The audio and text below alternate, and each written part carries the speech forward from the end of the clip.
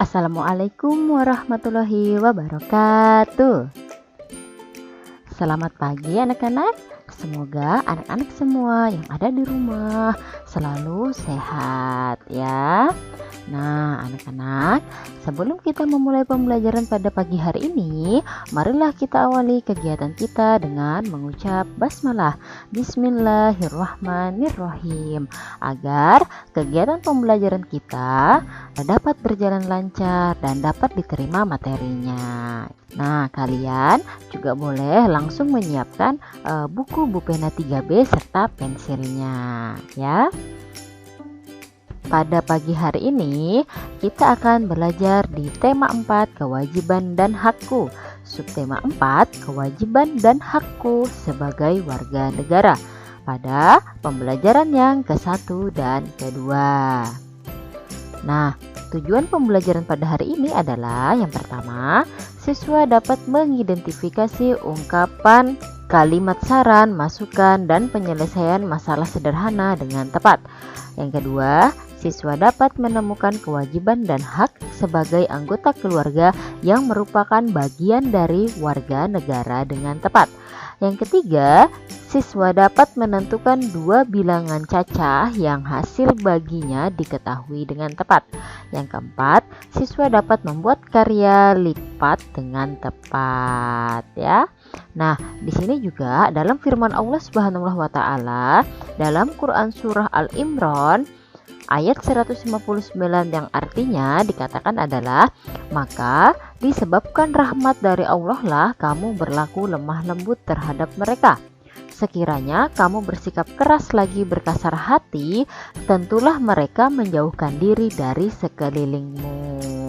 Nah, ayat maksudnya surah ini adalah kita harus berkata dan berlaku yang lemah lembut, sama nanti pada saat kita menyampaikan saran kita harus berkata lemah lembut agar tidak menyakiti perasaan orang lain ya. Nah, kita masuk pada pembelajaran yang pertama, yaitu menjelaskan dan menyusun kalimat penyelesaian berdasarkan teks. Nah, apa teksnya? Nah, ini dia teksnya. Teks di sini berjudul Menjaga Kesehatan Gigi. Sore itu, Jonas membeli makanan di toko depan rumahnya bersama teman-temannya. Jonas membeli banyak sekali permen. Kakak Jonas berpesan agar tidak dihabiskan sekaligus. Namun, Jonas langsung menghabiskan permen itu semuanya. Malam harinya, Jonas tidak bisa tidur. Pipinya bengkak. Ia sakit gigi. Kemudian, ibu membawa Jonas ke dokter gigi.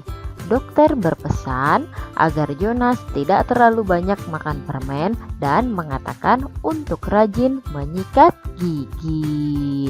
Nah, ini adalah teks tentang menjaga kesehatan gigi. Dari teks ini, kita dapat menemukan suatu permasalahan. Apa permasalahannya?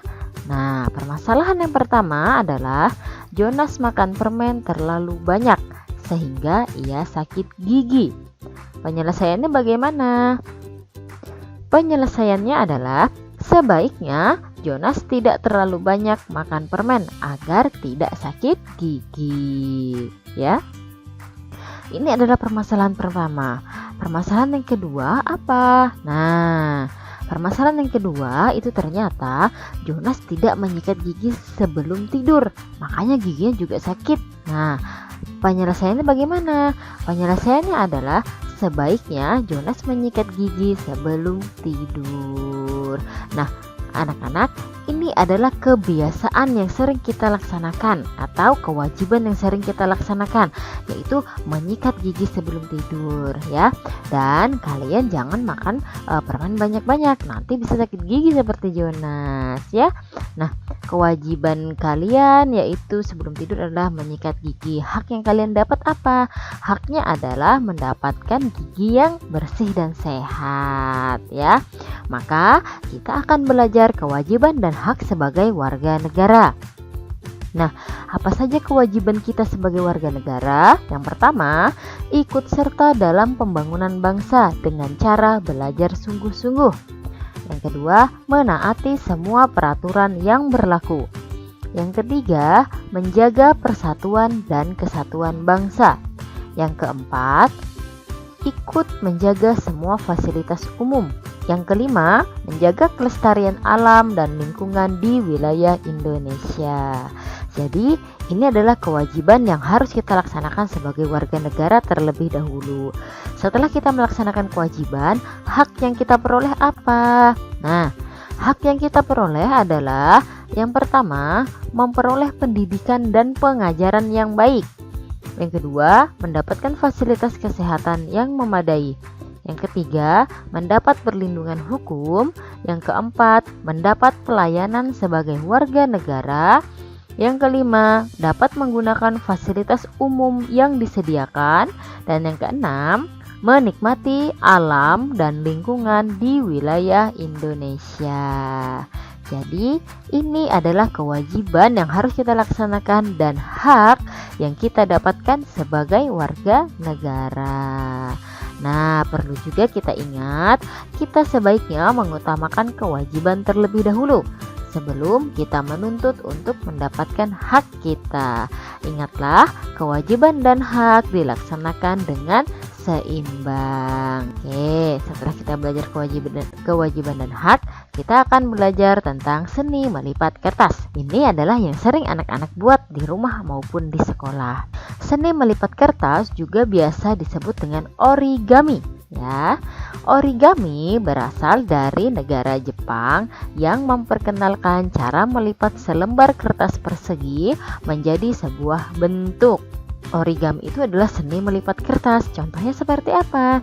Nah, contohnya seperti berikut. Gambar yang pertama itu adalah gambar burung, seni melipat karya burung. Gambar yang kedua, seni melipat karya bunga. Gambar yang ketiga adalah seni melipat kapal-kapalan. Nah, bentuk-bentuk ini adalah bentuk sederhana yang biasa kalian buat menggunakan kertas origami, ya. Bisa juga kalian biasanya membuat bentuk-bentuk lainnya yang kalian bisa, ya.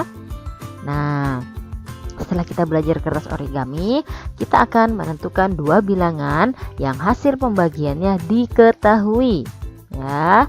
Nah, sudah muncul. Ingatlah, pembagian merupakan lawan dari perkalian, ya.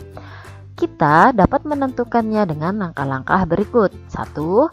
Untuk mendapatkan bilangan pertama, tentukan sebuah bilangan pengali sembarang. Pilih bilangan pengali tidak terlalu besar. Yang kedua, bilangan pertama didapat dengan mengalihkan bilangan yang diketahui dengan bilangan pengali yang dipilih. Yang ketiga, bilangan pengali langsung dapat digunakan sebagai bilangan kedua. Maksudnya seperti apa? Nah, ini dia. Maksudnya adalah seperti ini. Perhatikan contohnya. A dibagi B sama dengan 24. Tentukan nilai A dan B. Penyelesaiannya adalah misal bilangan pengalinya kita ambil angka 3, ya. Nah, bilangan A dapat ditentukan sebagai berikut. A sama dengan hasil dikali pengali. Hasilnya adalah 24. Ini hasilnya di sini adalah 24. Kita kalikan dengan bilangan pengali. Jadi 24 dikali 3 sama dengan 72. Nah, 72 hasilnya. Bilangan B didapat dari bilangan pengali, yaitu 3. Jadi angka 3 ini bilangan pengali otomatis menjadi bilangan B. Jadi nilai A dan B dapat kita ganti dengan A sama dengan 72 dan B sama dengan 3. Sehingga menjadi 72 dibagi 3 sama dengan 24, ya. Nah, perhatikan lagi contohnya. Di sini ada latihan, ya. Yang pertama, titik-titik dibagi titik-titik sama dengan 50. Bagaimana penyelesaiannya? Nah, misal kita tulis bilangan pengalinya juga 3. Maka A adalah 50 dikali 3 sama dengan 150. 50 ini adalah hasilnya, ya, sedangkan 3 adalah pengalinya. Ya, sehingga mendapatkan hasil 150. Jadi bilangan pengali otomatis menjadi bilangan B, sehingga B sama dengan 3. Jadi nilai A dan B kita dapat ganti dengan A 150, B sama dengan 3, sehingga menjadi 150 dibagi 3 sama dengan 50 ya. Perhatikan lagi yang berikutnya latihannya. Nah, di sini di soal B, titik-titik dibagi titik-titik sama dengan 35. Penyelesaiannya bagaimana? Misalnya di sini bilangan pengalinya kita ganti 2 ya. Maka A sama dengan 35 dikali 2 sama dengan 70. 35 adalah hasilnya dikali 2 adalah pengalinya, sehingga angka 2 otomatis menjadi angka B ya. Jadi 35 dikali 2 sama dengan 70. Bilangan B-nya adalah 2. Jadi nilai A dan B kita dapat ganti dengan A sama dengan 70, B sama dengan 2, sehingga menjadi 70 dibagi 2 sama dengan 35 ya. Nah, ini tadi penjelasan tentang menentukan dua bilangan hasil yang pembagiannya diketahui ya. Nah, sampai di sini pembelajaran kita. Ustazah akhiri. Semoga anak-anak Ustazah dapat memahaminya dan dapat menerima pembelajaran pada pagi hari ini. Jangan lupa tetap selalu menjaga protokol kesehatan dengan selalu rajin mencuci tangan, menjaga jarak, dan menggunakan masker apabila keluar dari rumah ya. Semoga kita semua sehat selalu. Ustazah akhiri, wabillahi taufiq wal hidayah. Wassalamualaikum warahmatullahi wabarakatuh.